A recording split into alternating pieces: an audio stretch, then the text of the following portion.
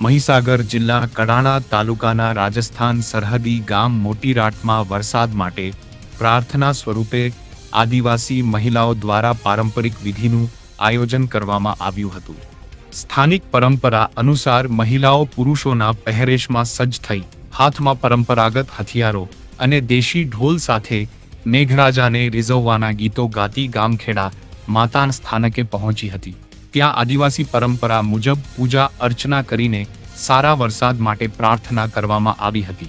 સ્થાનિક માન્યતા મુજબ જ્યારે વરસાદ અનિયમિત થાય છે ત્યારે આ વિશિષ્ટ વિધિનું આયોજન કરવામાં આવે છે અને તેને મેઘરાજાને મનાવવાની પરંપરા તરીકે માનવામાં આવે છે।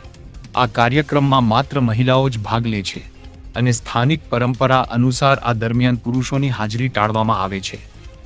આ પ્રથા આજે પણ આદિવાસી સમાજમાં શ્રદ્ધા અને પરંપરા સાથે જળવાઈ રહી છે।